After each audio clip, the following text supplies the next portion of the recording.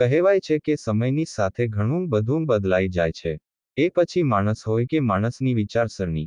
હાલ આવી જ રાજકીય વિચારસરણી ગુજરાતમાં પાટીદાર આંદોલનની સુરત શહેરમાં કમાન સંભાળનારા પાટીદાર અનામત આંદોલન સમિતિના ચહેરા અલ્પેશ કથિરિયા અને ધાર્મિક માલવીયાએ આખરે ગળામાં ભાજપનો કેસ ધારણ કરી લીધો છે। પાટીદાર અનામત આંદોલન બાદ ભારતીય જનતા પાર્ટી અને તેમના નેતાઓને અનેક રીતે કોસનારા આ બંને નેતાઓ પહેલા આ વાતની પાર્ટી તરફ વળ્યા હતા, જ્યાં વિધાનસભાની ચૂંટણીમાં કારમી હારનો સામનો કર્યા બાદ પોતાનું અસ્તિત્વ શોધતા શોધતા આખરે તેઓ ભાજપના શરણે થઈ ગયા હતા, જ્યાં શનિવારના રોજ વરાછા માનગઢ ચોક ખાતે યોજાયેલા એક જાહેર કાર્યક્રમમાં ભાજપ પ્રદેશ પ્રમુખ CR પાટીલના હસ્તે ગળામાં ભગવો ખેસ પહેરી લીધો હતો, સાથે ભારતીય જનતા પાર્ટીની ટોપી પણ પહેરી લીધી હતી। આમ પાટીદાર અનામત આંદોલન થકી સુરત શહેરમાં આક્રોશરૂપી ચહેરા રહેલા ધાર્મિક માલવિયા અને અલ્પેશ કથિરિયા આખરે ભારતીય જનતા પાર્ટીમાં જોડાયા બાદ તેમણે શું કહ્યું હતું સાંભળીએ। साथ सहकार आपता लोको, हमारी टीम, सामाजिक कार्यकर्ताओं, राजकीय कार्यकर्ताओं, सोसायटीना प्रमुखश्रीओ અને NGO અને સંગઠનના કાર્યકર્તા અને ઘણા બધા અમારા વકીલ મિત્રો આજ સાથે જોડાયા છીએ અને ભારતીય જનતા પાર્ટીમાં જોડાય અને આવનારા દિવસોમાં સમાજહિત અને રાષ્ટ્રહિતના કાર્ય કરીશું। અલ્પેશભાઈ, કુમારભાઈ કાનાણી વિધાનસભાના અહીંયાના છે, શા માટે પાર્ટી સ્તરનો કાર્યક્રમ છે। પાર્ટીએ જે લોકોને હાજર રહેવાનું હશે તમામ લોકોને સૂચના આપી છે। હાલ ચૂંટણીનો માહોલ છે, ઘણા પણ કુમારભાઈને પણ બીજા બધા ઘણા પણ લોકો આજે પાર્ટીના કાર્યક્રમને પ્રવાસમાં બહાર હોય આવી શક્યા નથી।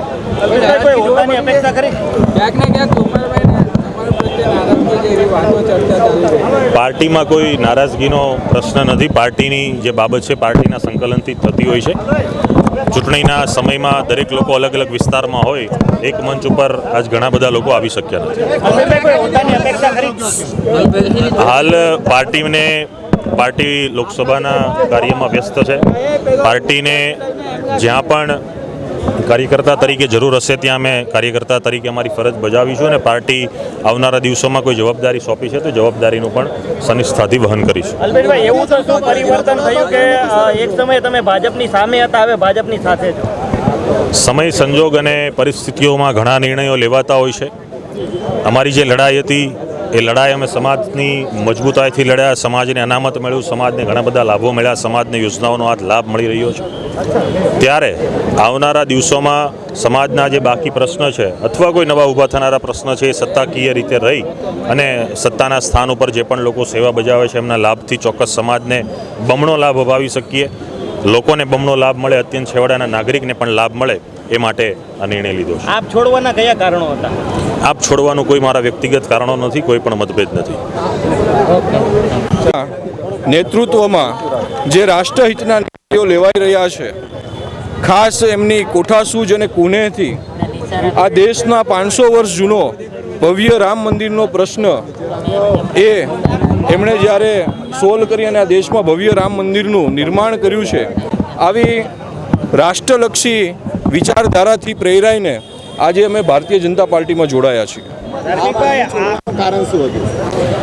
આમ આદમી છોડવાનું કોઈ એવું ખાસ કારણ નહોતું, પરંતુ મેં કીધું એમ કે આ દેશમાં એક પછી એક જે પ્રકારના રાષ્ટ્રહિતના નિર્ણયો લેવાઈ રહ્યા છે, ખાસ કરીને રાજકીય પક્ષો એ ચૂંટણી સમયે અનેક પોતાના વાયદાઓ અને વાતો કરતી હોય છે, પરંતુ આ ભારતીય જનતા પાર્ટીએ આ રાષ્ટ્રની આમ તો સમસ્યા ગણો એવા બે મુખ્ય મુદ્દા, એક તો કરોડો હિન્દુઓની આસ્થાનું, આ દેશની આસ્થાનું કેન્દ્ર એવું અયોધ્યાનું રામ મંદિર અને કાશ્મીરની 370ની ધારા એ હટાવવાની વાત આ ભારતીય જનતા પાર્ટીના ઉદ્ભવમાં હતી।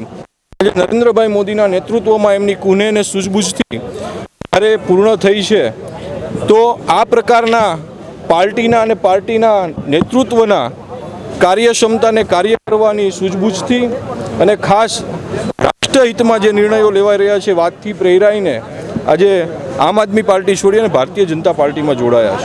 2016થી સતત તમે ભાજપ વિરોધમાં હતા, 2022માં પણ ભાજપમાં વિરોધમાં હતા, આપમાંથી તમે ચૂંટણી લડી હતી, હવે ભાજપમાં આવવાનું મુખ્ય કારણ એવું કહ્યું?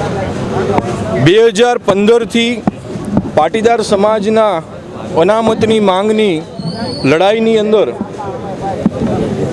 જે પણ ઘટનાઓ બની એને લઈ અને સરકાર સામે રાગદ્વેષની ઘટનાઓ ઉદ્ભવી હતી અને જેના કારણે ભારતીય જનતા પાર્ટીના અમે વિરોધીઓ હોઈએ એ પ્રકારની આખી એક માહોલ આંદોલન દરમિયાન ઊભો થયો હતો.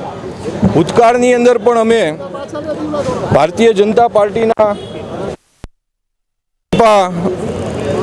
ગોરધનભાઈ ઝડફિયા હોય કેવા અનેક લોકોના નેતૃત્વમાં કામ કર્યું છે.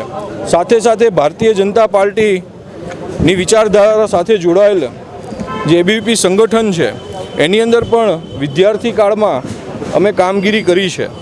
પરંતુ અમારા સમાજની માંગને લઈ અને જે વિરોધાભાસ ઊભો થયો હતો અને છેલ્લા 10 વર્ષથી લડાઈના અંતે એમાં ઘણા બધા અંતે અમને સફળતા મળી છે.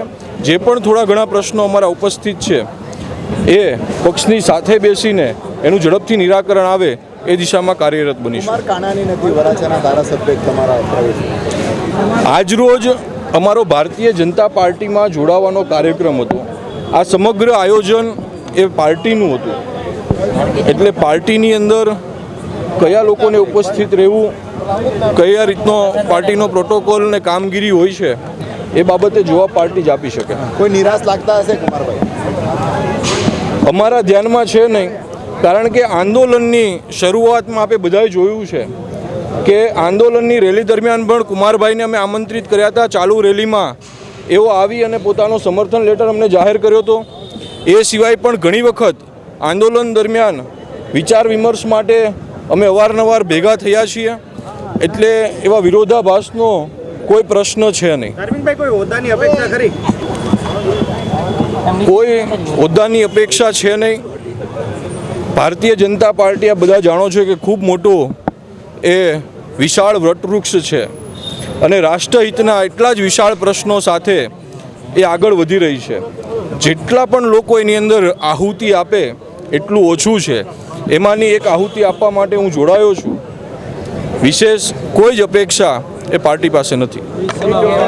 ઉલ્લેખનીય છે કે ભારતીય જનતા પાર્ટી નિયમો અને શિસ્તના મામલે ખૂબ જ કડક વલણ ધરાવે છે અને જેના કારણે જ પાર્ટી આજે ભારતની નંબર 1 પાર્ટી છે. ત્યારે તેમાં જોડાયા બાદ આ બંને યુવા નેતાઓને પાર્ટીના દરેક નિયમોનું પાલન કરવું પડશે અને પાર્ટીના હિસાબે જ શિસ્તમાં ચાલવું પડશે. જો કે આ બંને યુવા નેતાઓ હવે પોતાનું રાજકીય કેરિયર કઈ દિશા તરફ વાળે છે અથવા કઈ દિશા તરફ વળી જાય છે તે હવે જોવું રહ્યું. કેમેરામેન સાબિર અલી સૈયદ સાથે કાદિર શેખ, કર્તવ્ય ગુજરાત ન્યૂઝ, સુરત.